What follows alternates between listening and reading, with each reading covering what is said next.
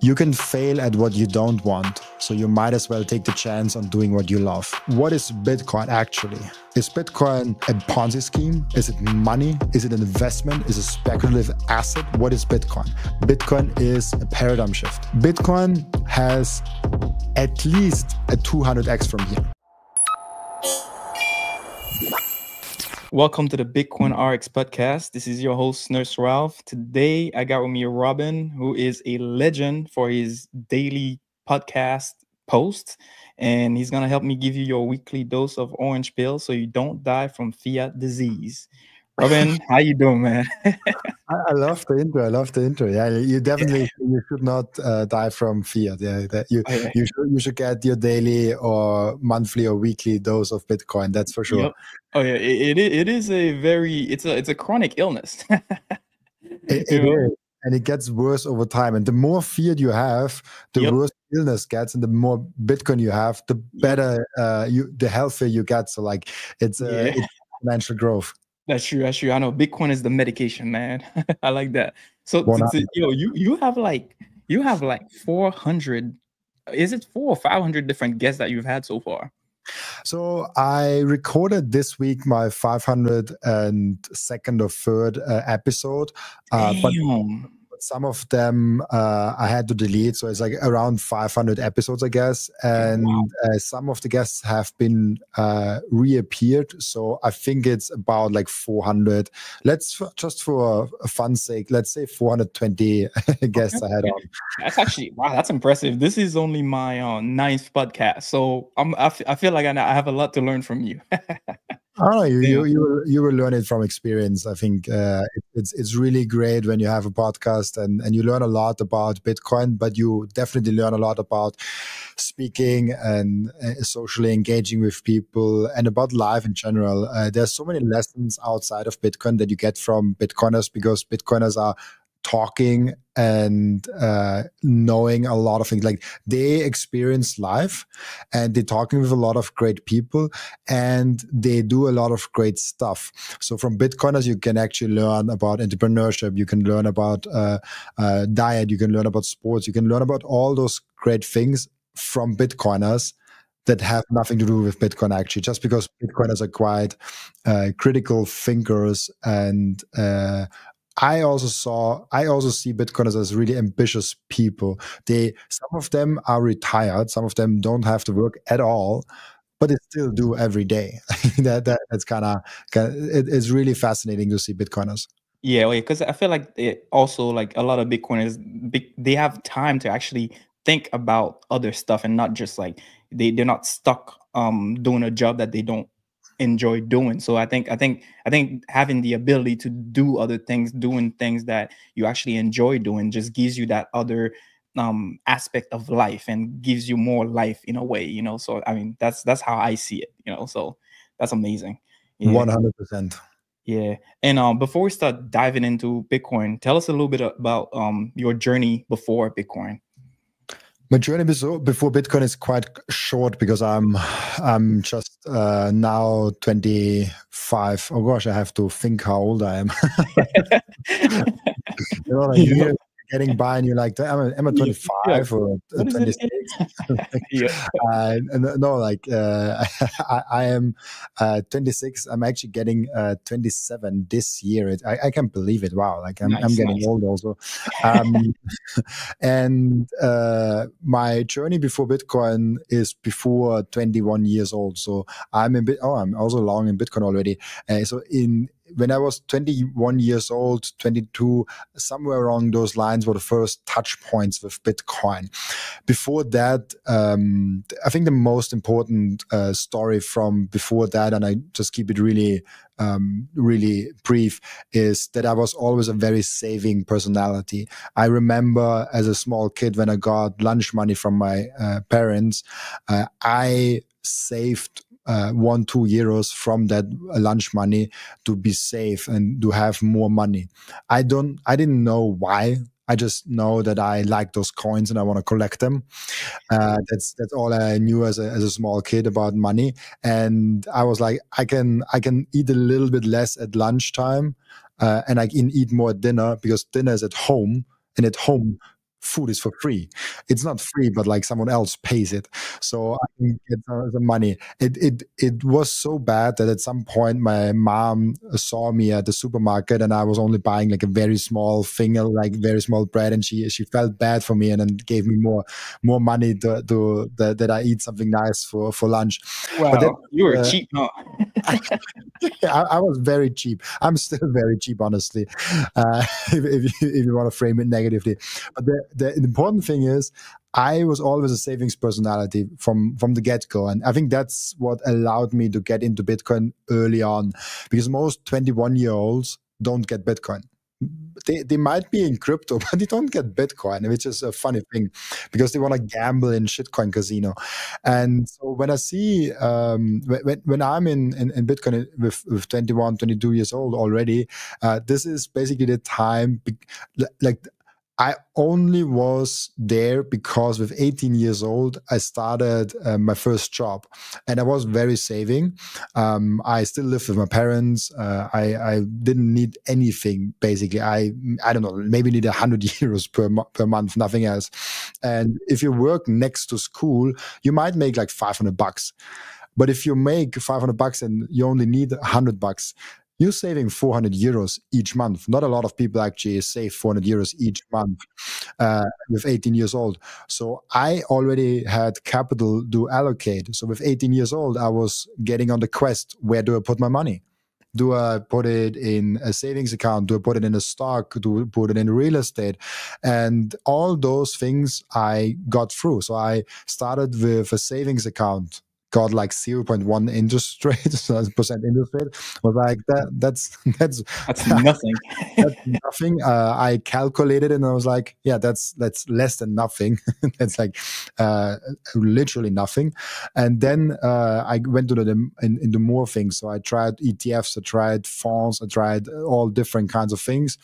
But eventually I found stocks for me. I found individual stock picking for me. And I was in school, that one kid that sat at the back of the class and had his laptop out and read 10Qs and 10K reports from stocks, because I wanted to pick stocks. The other kids with the laptop like played some games or did some social media scrolling, and a few kids actually paid attention to the class. Those were also, but I was never one of those, unfortunately, or fortunately in my case. So I was really into stocks. I was really into stocks picking. And I also got to know that because I was quite good in it, and I was kind of got also lucky in it, because I was just in an upwards trend of the market in general. So I picked Tesla, I picked Apple, I picked Facebook, I picked Alphabet. Facebook is now called Meta. So there's like a lot of different tech stocks, because I was a software engineer. And I just bought all the main stocks that you can buy. And obviously they all went up because I went in a really good time. I didn't know what I was doing. The full disclosure, I was just like in that era. And then we come to the point where more and more people kept asking me, of like, hey, you're doing good with stocks. What about that Bitcoin thing? Are you doing anything with Bitcoin? And those are non-Bitcoiners, people that haven't even discovered Bitcoin, and they were asking me, hey, what do you think about Bitcoin? And I was saying that's a scam. Like, it has no cash flow. It's like gold, but fantasy gold, I think I called it back in the day.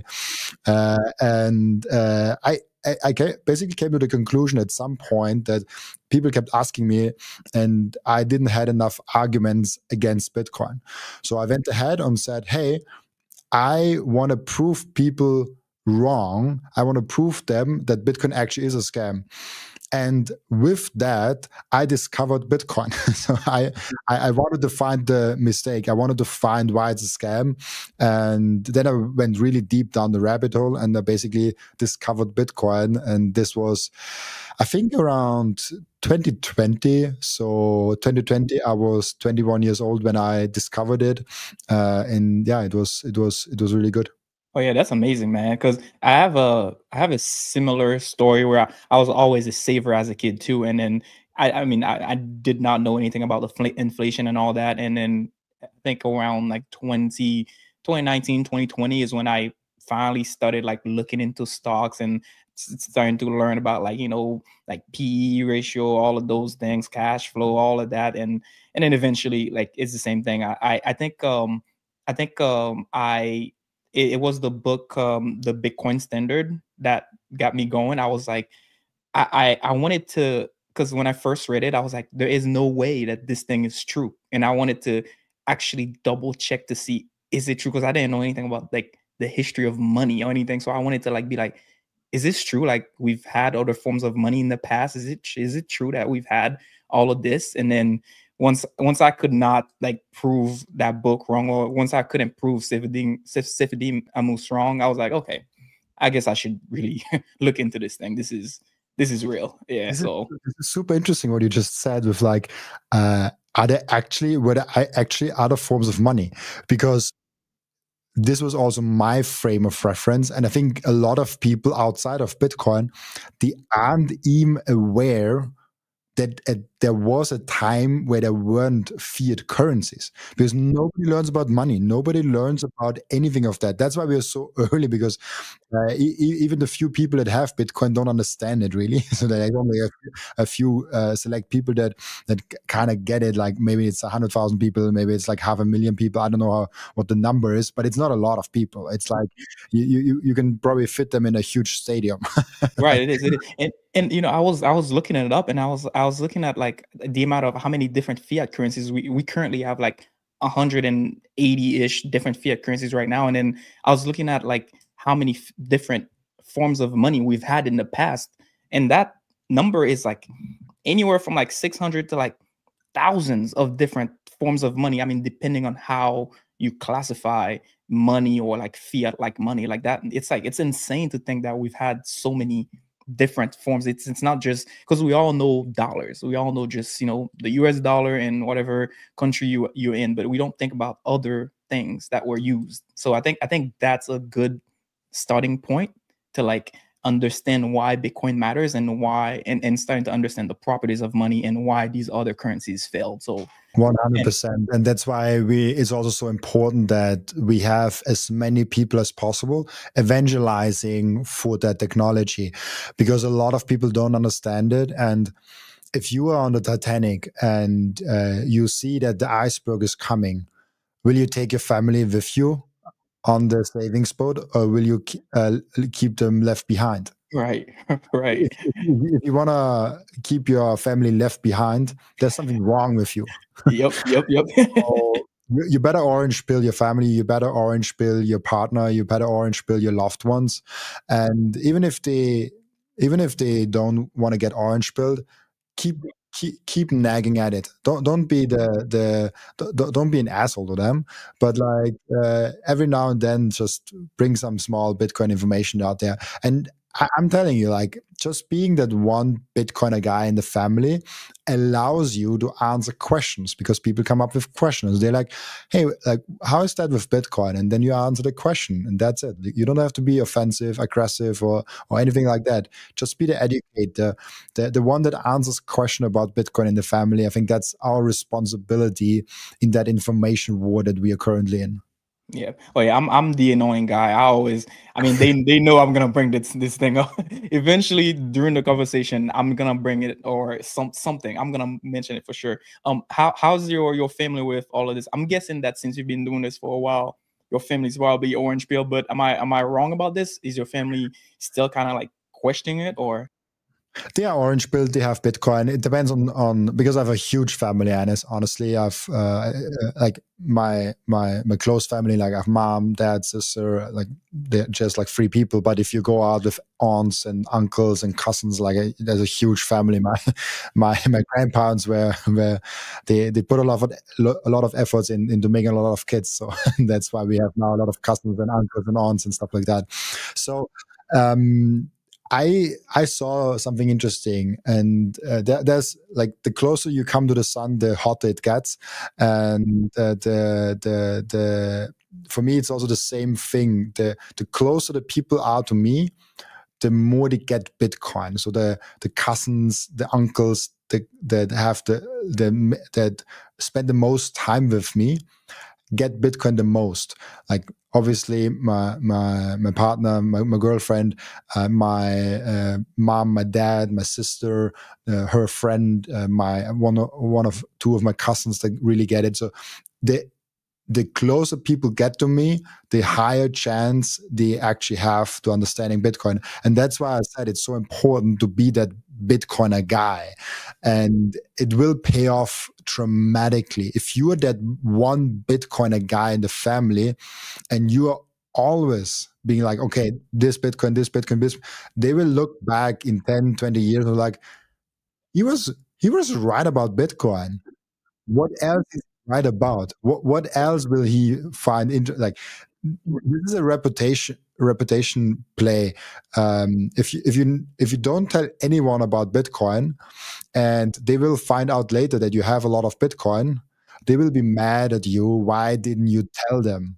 So make sure to tell them so they are not mad at you in 10 Yeah, years. exactly. No, I agree. I agree. I feel like, and also the other thing that that is that I realized too, it's not it's not like it's not fun to just be the only person that is wealthy. Like, not that I'm wealthy right now, but like in the future, like if it's just you that has the Bitcoin and everybody else around you is just poor, then how can you be happy? You know what I'm saying? Because then you're gonna spend the rest of your life just trying to help out the rest of your family. But if you know that Bitcoin is a solution and you trying to help everybody else and everybody else is on the same page and the entire family grows together, then it's like it's an amazing thing. And not just family, actually, like family, friends, community, like it's like spread the love to as many people as possible, like, because it's not like I'm getting paid for this. Like, this is something that I enjoy doing just because I'm like,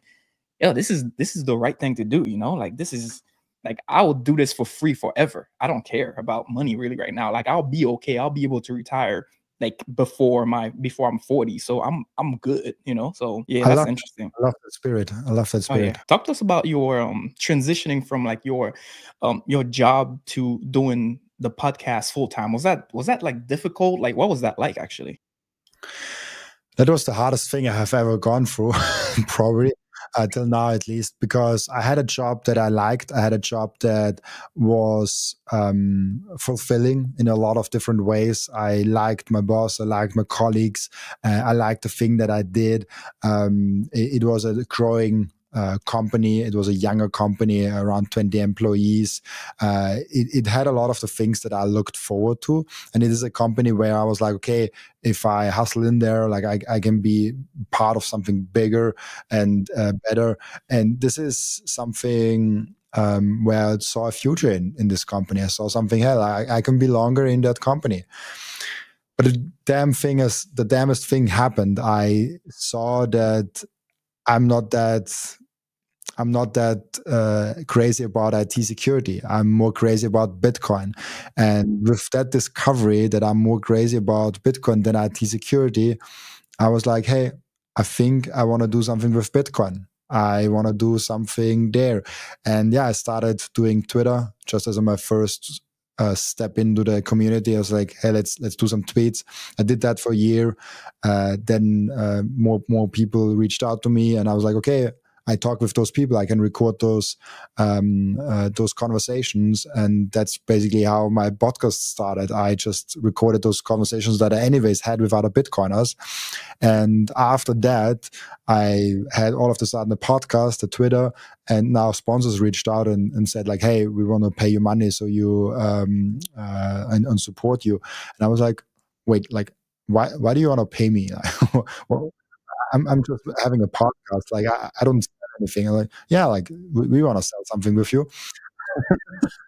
So this is where I realized this was this was January. Oh gosh, I'm getting all of confused with the number with the year. This was January 2024, so a year and like 4 or 5 months ago.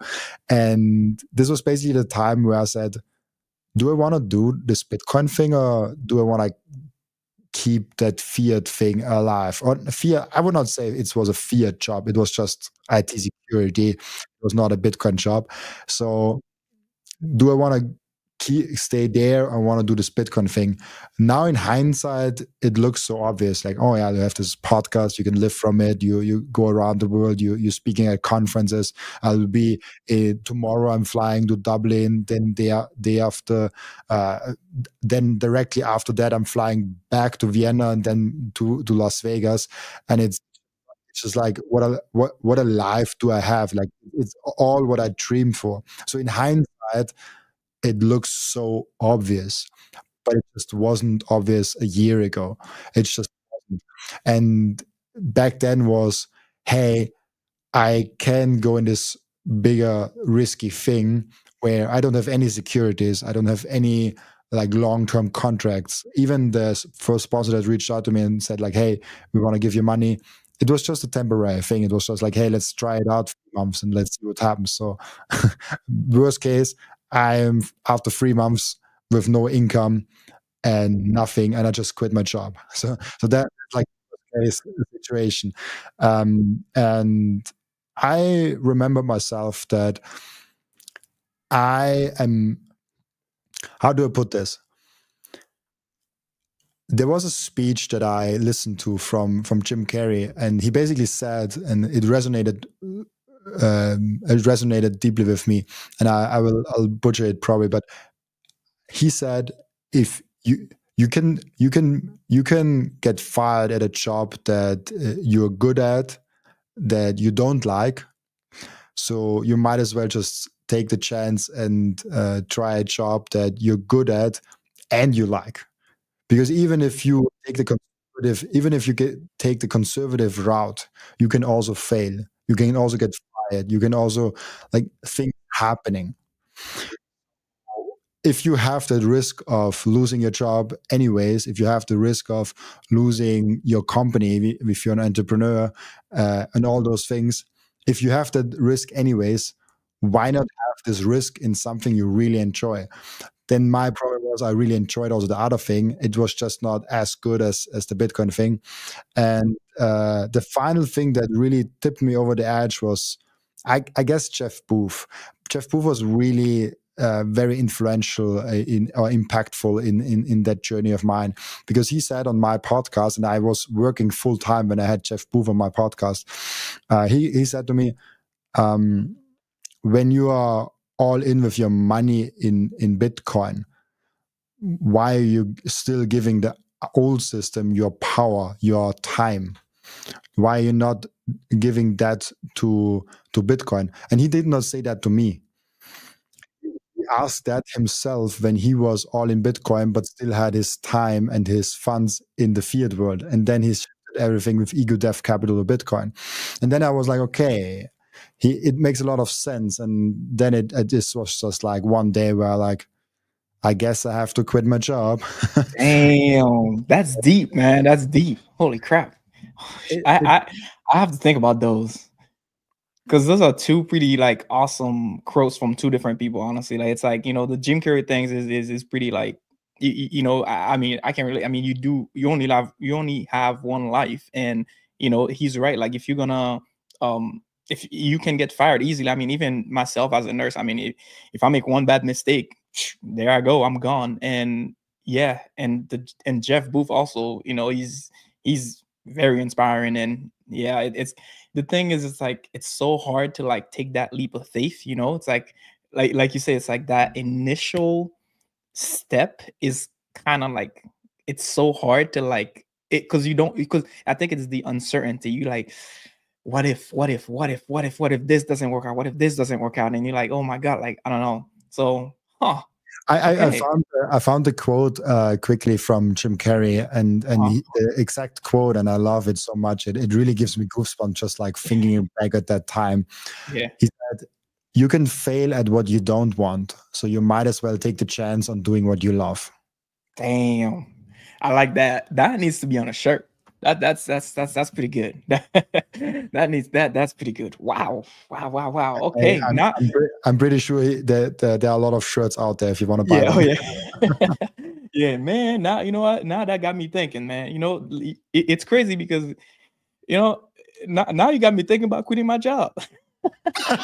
No, I hope my boss is not watching. You've won a podcast with Robin, and all of the sudden you want to quit your job, right?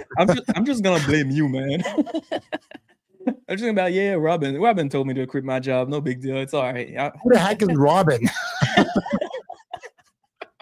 That's crazy. Damn. All right. Now I got something to think about tonight. Jesus. And talk about that. Do you ever miss it? Actually, do you ever miss your old job? There's something really interesting happening when you being on your own, when you are self-employed, because there's nobody. Like, you don't have investors, you don't have employees, you don't have a boss, you don't have helpers. You're completely on your own, and it's freaking lonely. And I think not enough people talk about that. Not enough people, especially in the beginning, it's sometimes hard to cope with. It's like, oh yeah, you stand up, your girlfriend is also at work, so she's also not there. You have the whole day, and you're just trying to figure everything out. The social insurance wants the first payments. The finance minister wants the first payments. The sponsors don't want to pay as much as you want, or as you need. Then the podcast sometimes has also ups and downs. Sometimes the views are down. Sometimes the views are up. It's freaking lonely, and I understand why not a lot of people do it. The stomach you need, the mental toughness you need to do something on your own and to power through no matter what. Most people quit. Most people just go back to safety, just go back to the convenient way. So it's about making that hard choice and powering through that enables the easy life, that it enables the good life. It's like hard choices, easy life, easy choices, hard life. That's the thing that I've came to know that's so true. And for me, in the beginning, it was really hard, and I missed being an employee at a company where I don't have to worry about anything. There's like just a boss coming, he gives me tasks, I'm responsible for that. If I fuck it up, there's a boss that is responsible for that. It's not me. I'm still responsible. If I do a bad job over and over again, I'll probably get fired.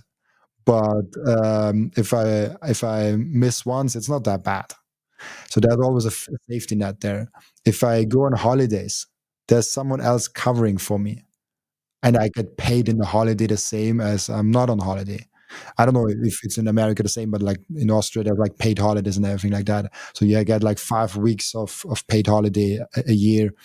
Then what if you're sick? You still get paid. You as an employee, you can be sick. If you're self-employed, if you're sick, nothing is happening. Like, you either have to work, or you're missing out on potential to earn, on potential to think. So like the starting point is super hard and was super challenging for me, and was a really hard part in my life that really, I learned so much in that small region of my life. And overall, I can say in the last 1.5 years, I learned more than in the previous 15 years in my life, just because I went through all the things. Like, you listen to podcasts and you listen to entrepreneur podcasts and business podcasts, and you're like, oh, I know those things. I can do this. No, you don't. If you never did it, you have no clue how hard it really is. And the thing is, I still now listen to business podcasts and entrepreneurial things. Now I understand the things actually. I hear the same thing now than I heard 2 years ago, and now it makes sense for me. And that's the whole. So I just want to give, because maybe it's not just you. Maybe there's someone else out there and is like, oh, I quit my job tomorrow. I don't know.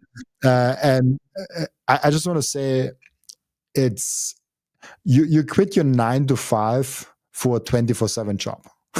That's basically what you're doing.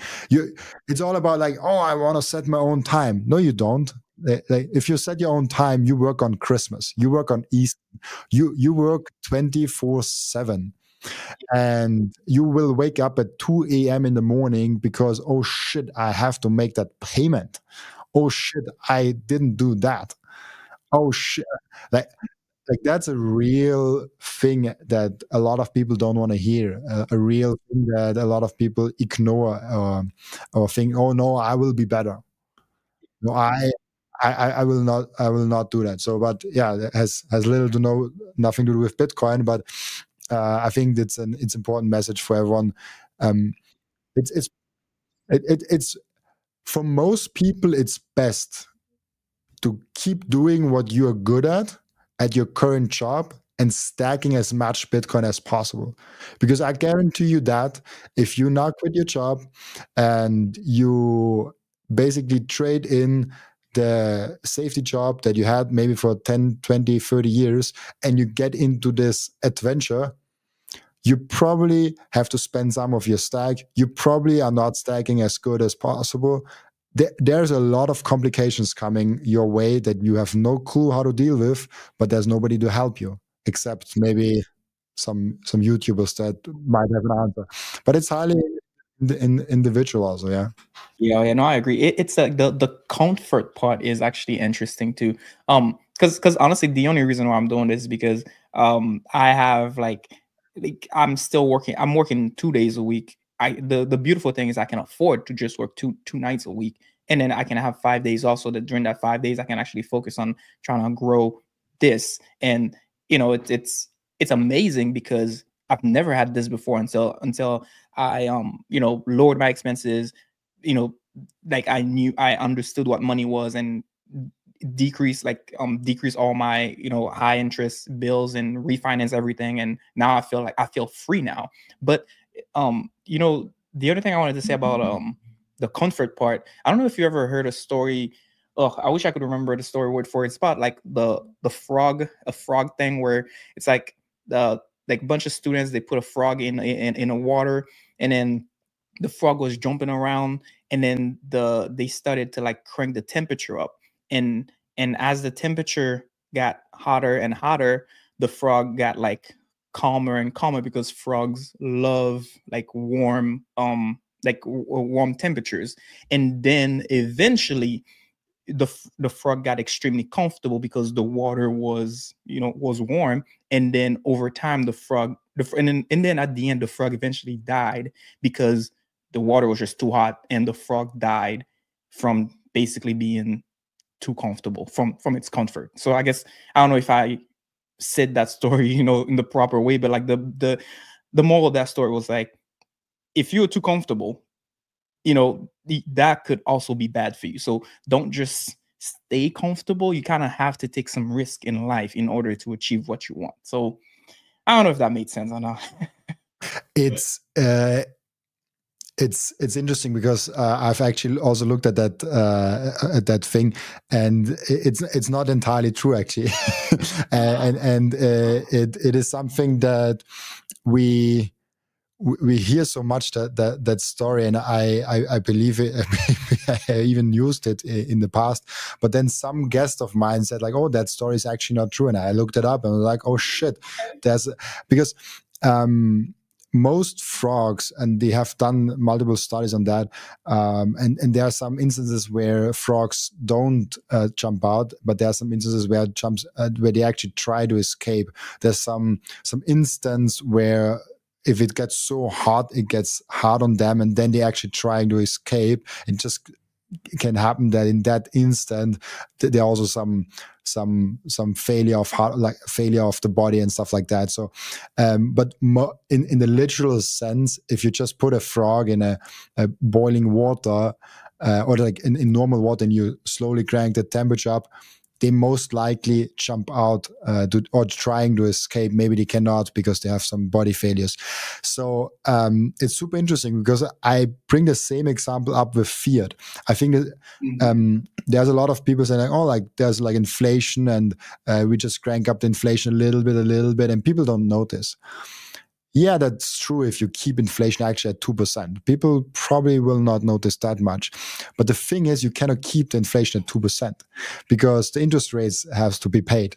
And at some point it's 3%, and some point there's 4%. And there's always a reason to print more money. We saw it in COVID. There's a lot of reasons to print more money. And those things will come again and again and again. As Larry Lepar says, the big print is coming. And that's 100% true. So we're cranking up the temperature, but with the fiat system, it's interesting because the temperature will be cranked up faster and faster and faster. So we don't have that slow, smooth transition. And in that way, the frog, in that way, in that sense, the citizen that has the money in the fiat currency, he will jump out and he will get to Bitcoin because it gets too hot. They will escape from a system that is being bad to them. And we see that in Turkey, we see that in Argentina, we see that in so many different places where people have hyperinflation, and all of a sudden they are actually opting out of that system and they're going to gold, they're going to a US dollar because it's better fiat currencies than they own have. They're opting out of that system. They know it's not a good money. And even if they don't opt out, they are trying to buy things from that money as soon as they got the salary. They get the salary and directly go to the supermarket and buy like a month's worth of toilet paper. Like a weird example, but so the boiling water of fiat will get to a temperature where everyone is just escaping from it.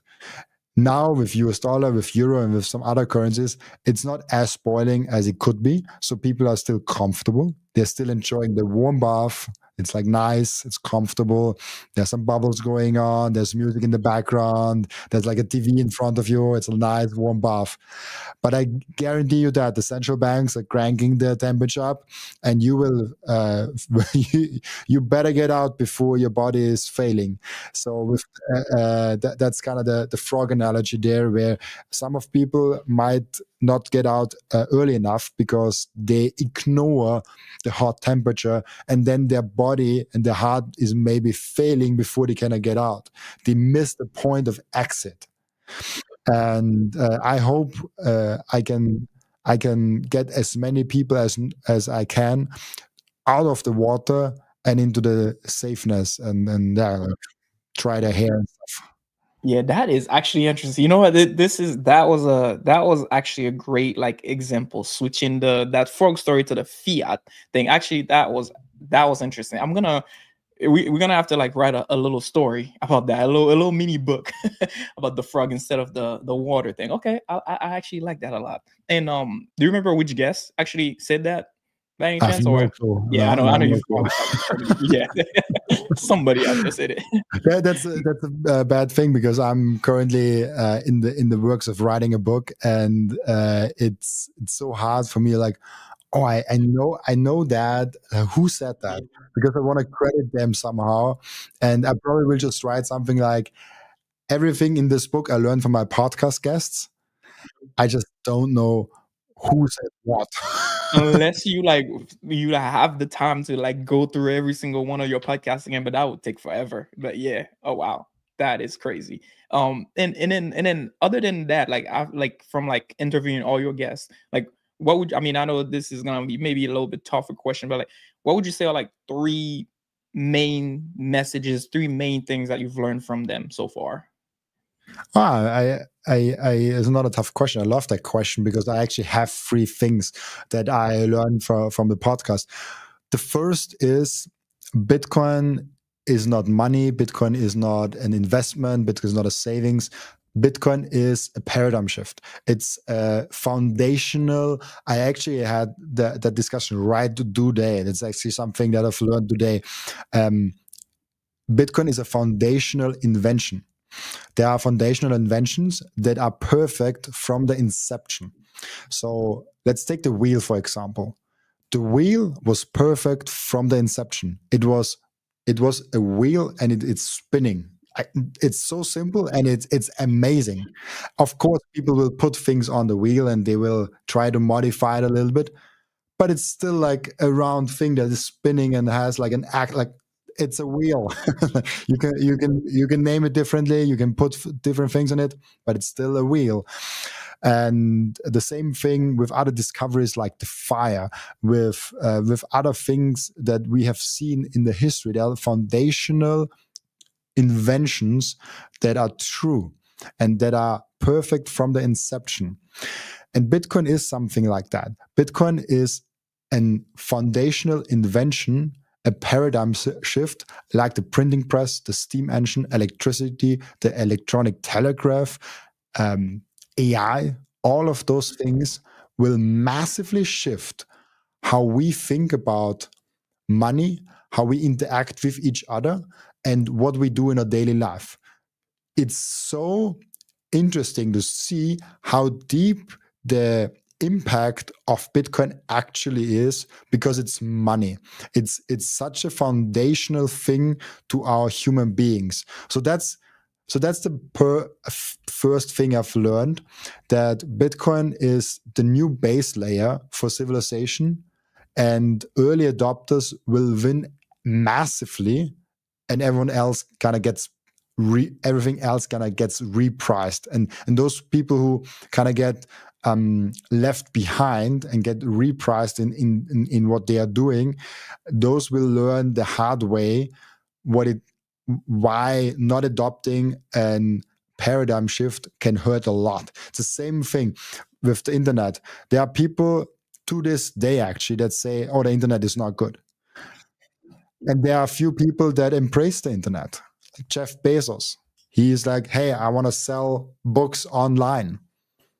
People are like, oh, like how like who will buy a book online? I have a store right here. Like, why would I go on the website? I don't even know if it's safe. Yeah, turns out it was a good idea to embrace the internet. There are so many different examples of that. Like, those who embrace a new technology will win massively. Those who don't, they get repriced. They get their life gets repriced, and it's a hard thing to see. And that's the first thing I kind of realized when I talked with now like almost 500 different guests, or like over 500 episodes. The second thing I would say is that we are in an information war. We as Bitcoiners have the responsibility to stand up for Bitcoin, to be digital and offline soldiers for that information war that's going on. There are different media outlets. There are mainstream medias, there is YouTube, there's Twitter, there's Nostr, there's all those different media platforms or outlets or whatever you want to call it. And on those media platforms, there are different voices that fight for the narrative. They fight for, what is Bitcoin actually? Is Bitcoin a Ponzi scheme? Is it money? Is it an investment? Is it a speculative asset? What is Bitcoin? That's the narrative that some people are trying to win in different things. So I've learned that it's not inevitable that Bitcoin is smooth sailing from here. I think Bitcoin, the idea of Bitcoin, will win out no matter what we as human beings do. But the way how it gets adopted, how peacefully it gets adopted, is modifiable. And if we don't fight for Bitcoin, we might have a very, very, very hard next 10 months, next 10 years. Because the people, let's say people win in the governments, win in the powers of positions that say Bitcoin is very bad. They can track down Bitcoiners. They can track down what they're doing. They can really say like, oh, like you have to pay now 70% taxes. If you buy Bitcoin, we want to know everything about you. We don't give you any privacy. This will make the life of Bitcoiners super, super hard. And we are already a little bit above that.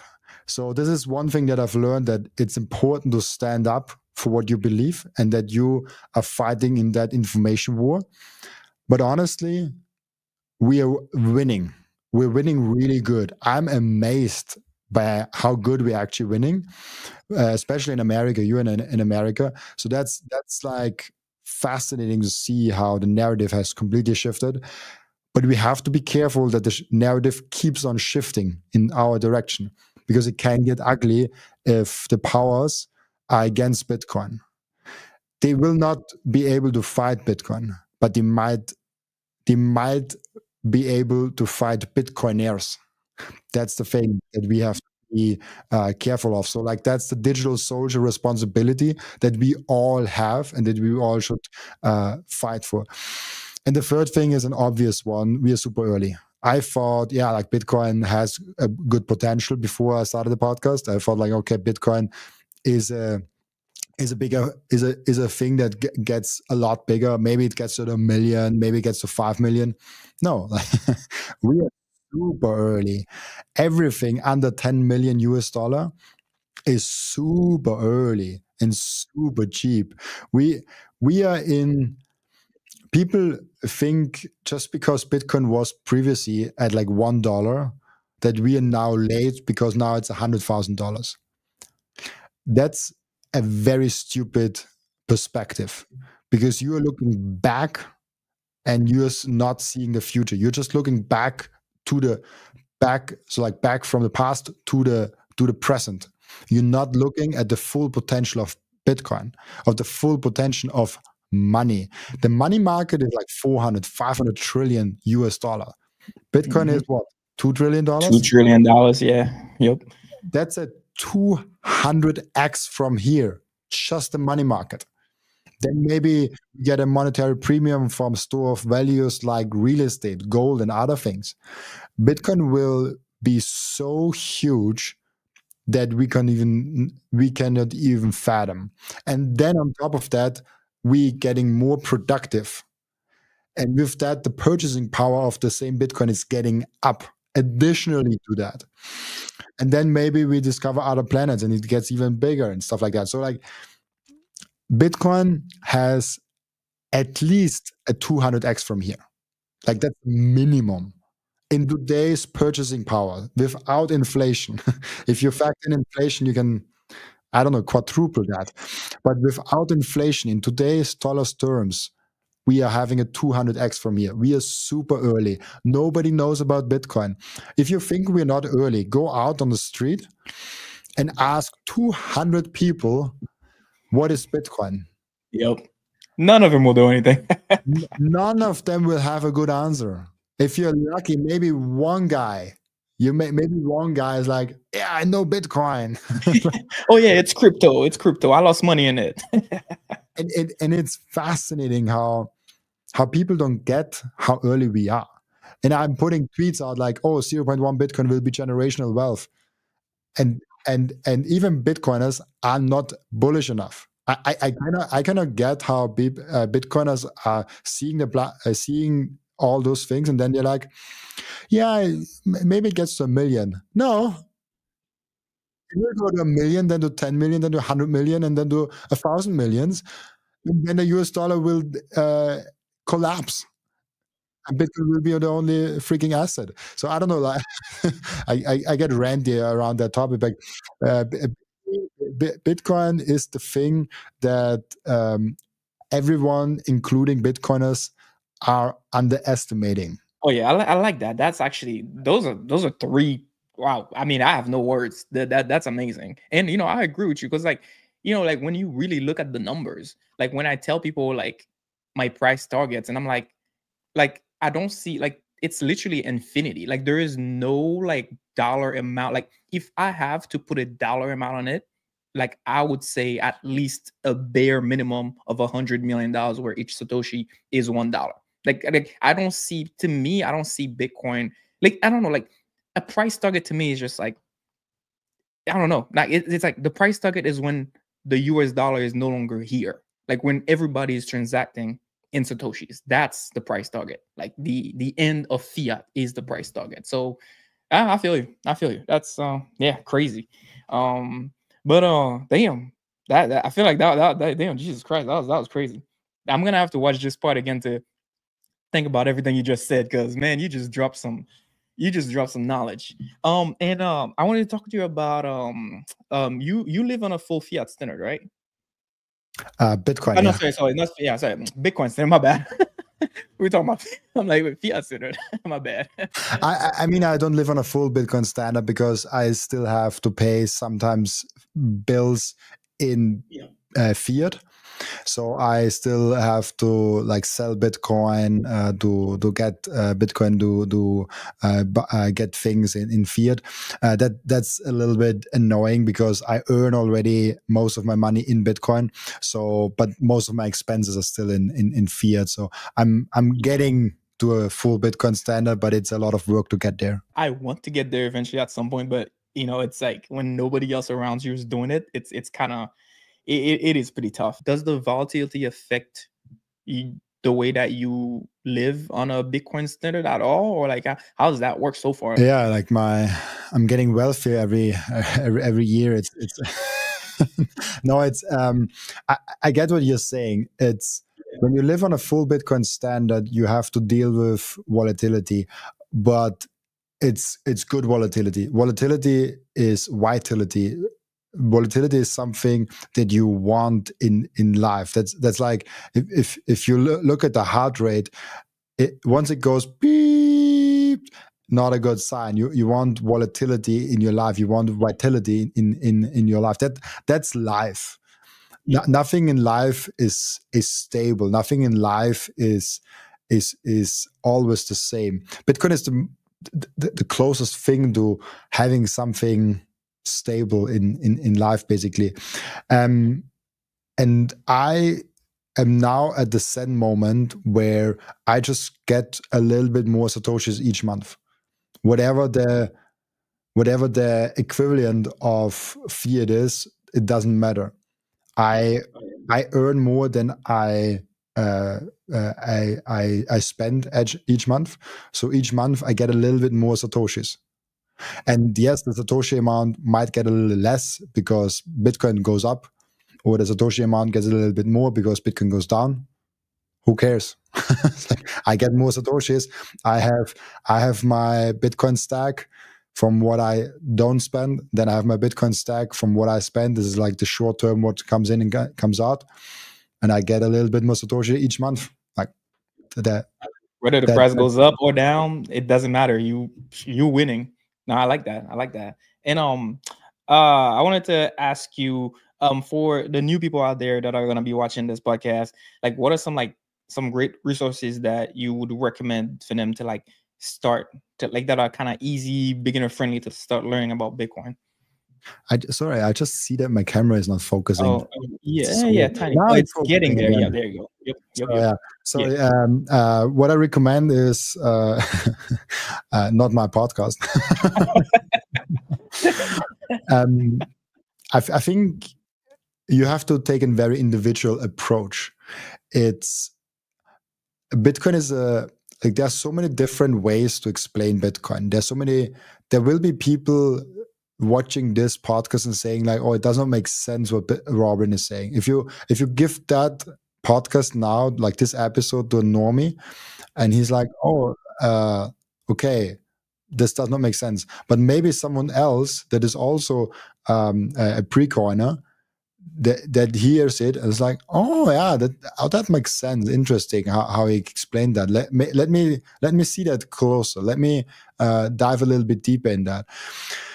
So everyone needs a little bit of a different perspective and lens. And there are some people that really love Michael Saylor. There are some people that really love maybe some software engineers that explain it on a deep level. Maybe some is like, oh, like I love Bob Burnett because I like the Bitcoin mining aspect. So I'm highly. I don't want to recommend like this one thing that rules it all, because I don't think there is something like that. But what I will say is there are some classics. We mentioned already the Bitcoin standard from Seyr and Moose. This is a real classic that I think most Bitcoiners should at least read, or like at least get a summary of it. Like at least ask ChatGPT of like what is covered there. But like if you can manage, read it. It's a really good book. And then just like see different podcasts, see different people. Don't just get it from one person. So see as many different persons as possible. You don't have to be as wild as me with like 500 different, but maybe get like 100, maybe get like 50 different people. It also depends on how deep you want to go into the Bitcoin rabbit hole and community. Do you just want to see that it's your money? Like, it's probably enough to spend like 100 or 1,000 hours in that rabbit hole, and then you see, oh, it's money, and then you can move on and do whatever you want to do. But some people just want to go deeper and deeper and deeper and deeper, and that's yeah. So I think if there's one resource, I would go with the Bitcoin Standard, because it's an all-rounder. But it's also sometimes hard for someone that for the first time ever hears about Bitcoin. It's not. There's some pretty advanced stuff in there where you might say like, oh, okay, that's too much.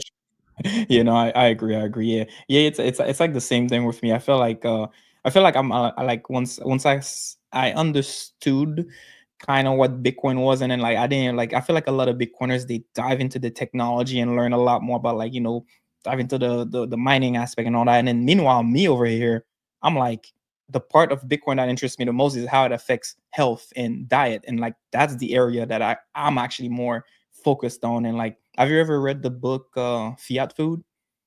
I haven't read it actually, but I interviewed Matthew Lysiak, I think the author of the Fiat Food, together with Seyr. So I've dove in this a little bit, but I actually didn't read the book.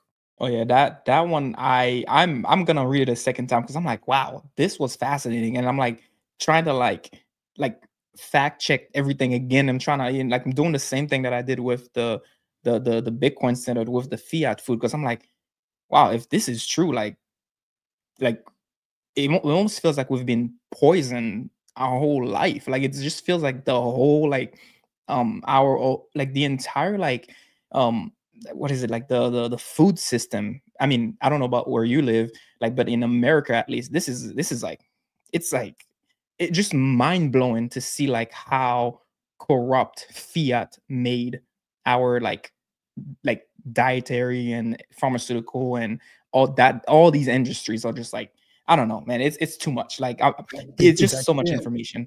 it's actually a lot better in Europe. That's like one of the few things that is good about a restrictive restrictive government.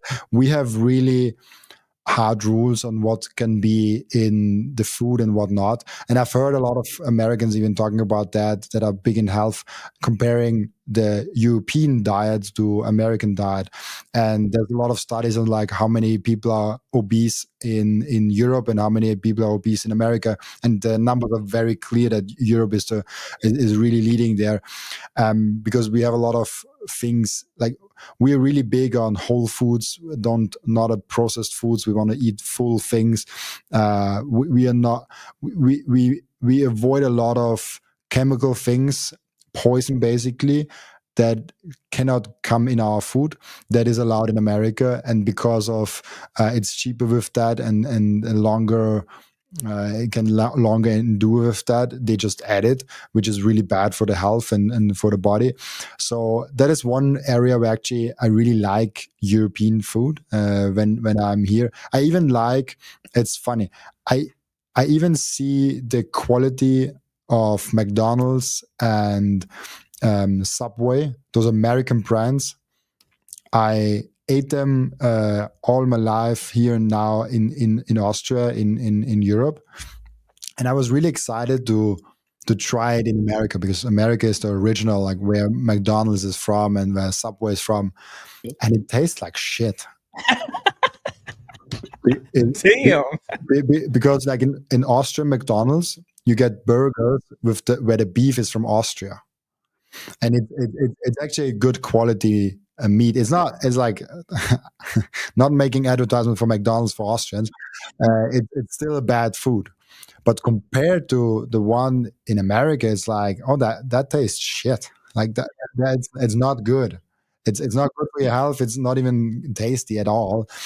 So and I think I only have one reference. It was like Miami City, where I was at a Subway and at a McDonald's, and it was just like, oh, it was just not good. That's crazy. I haven't been to Europe yet, but I would love to try some European food, man, to see how different it is. Because yeah, I was reading too. Like you guys do. There are a lot of like different chemicals that you guys are not.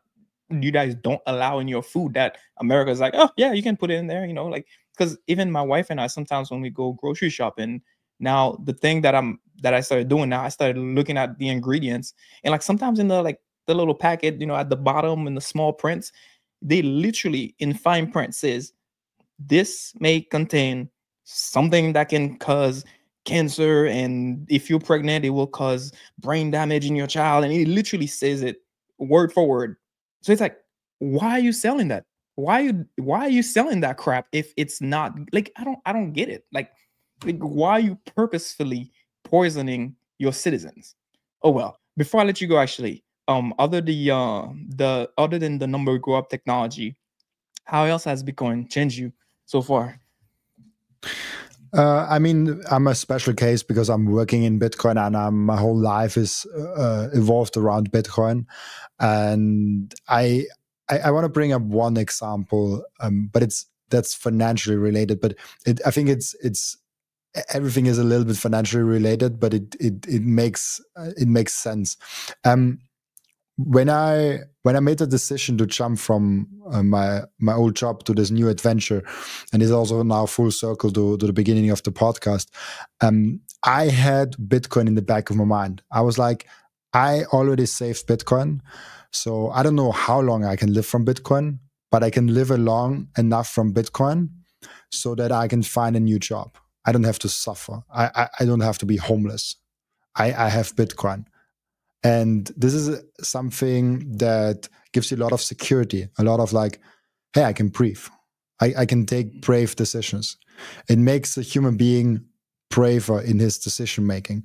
It makes a human being better in his decision making because he can take the decision in a calm and smart way and doesn't have to quickly rush the decision. So that's, I think, something that really changed in the way of how I look at my life, where I'm like, hey, I already have some wealth in Bitcoin, so I can chill a little bit. Fun enough, I work now a lot more than I did previously, but because I liked it, because I love it. Yeah. And this is something I came to know. Bitcoiners have the optionality to change their jobs.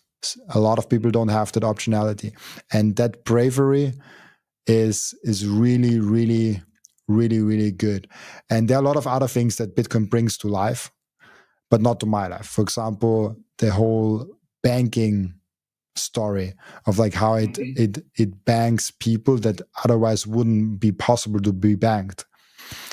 So, but I was in Austria, so I'm fortunate that I'm on top of the fiat system and not at the bottom of the fiat system. So I'm fortunate in that regard. So Bitcoin basically brought a bravery and the store of value to my world, and not so much the property rights or the spending, the banking, and all those things. It's more about the store of value for me personally, even though the other things are bigger and more important. Yeah, and I know you are still 27. You're turning 27 soon. But if you had to go back in time and give your younger self advice, what would you tell yourself? Would you do anything different other than buying Bitcoin? Of course, none of that. What would you tell yourself? I wouldn't do anything different. I'm really fortunate how my life turned out. I look at the decisions that I made, and even the decisions that I made poorly turned out to be great in the end of the day. So I think there's it feels like there's someone watching out for me. There's everything is kind of turning in good directions, even though it might have not felt like that in that very moment. And so I'm extremely grateful and extremely blessed with an amazing life, and I wouldn't do anything different. And I have a lot of lessons that I've learned along the way, but it's good that I learned it in the steps that I've learned it. Because if I've had all the lessons that I've already know now in when I was 18 years old, this would have maybe ruined my life, because maybe then the steps how I naturally and organically learned those things would have messed up, and this would have stolen the joy of discovering those things. And so I wouldn't do anything different. I wouldn't give myself any advice, because I want to learn in a natural, organic way. But if someone that is 21 years old or 15 years old, or in the starting of that journey, I can tell you one thing: be brave, even if you cannot be brave. Go there where it feels best, where you know you should be, even though it's hard. So, and especially when you're young, under 30-year-old is the time to make the risky decision. Above 30-year-old, I cannot speak because I'm just 27 years old. I still have to discover how it is. We still have time, you know. Exactly. I'm 26, not 27. I always, I'm always mess up my own age. Yeah. So I'm really grateful for how my life turned out, and I'm super thankful for all the decisions I took and what I've learned from them. And if I go back to my 21-year-old, I would do everything in the same exact order, in the same exact way. Nice. Wow, nice. Well, man, thank you for your time, man. I appreciate it. You're like the wisest 26-year-old I ever talked to, man. Probably because I talk with so many old people on my podcast. Yep. You're learning from everybody, man. That's amazing, man. Where can people find you? Oh, sorry. No, you're good. My throat is getting really dry talking the whole day. Oh, no, I feel that. Yep. People can find me. So, like, if you want to watch my podcast on video format, you can do that on YouTube. You can do that on Fountain, and you can do that on Spotify. If you want to just listen to the podcast, and on Rumble, I'm also on Rumble in video format. If you want to just listen to the podcast, I'm also on all the other platforms like Fountain, Apple Podcasts, and all the audio platforms that you can find a podcast. If you want to have my small shit posts here and there, I think Twitter is a great place. I spend way too much time on Twitter, so I'm quite reachable there. I read every message. I read every notification as good as I can. And I always try also to reply to people, sometimes really late. So I'm sorry if it takes some time.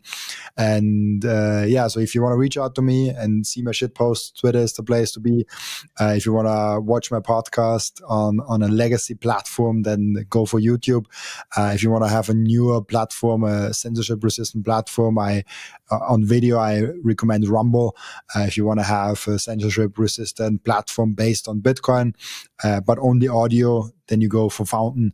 That's kind of the places where you can find me, and just like type in my name, Robin Seyr. You probably have it somewhere in the title or in the description, somewhere my name. Just type in that name and I will pop up.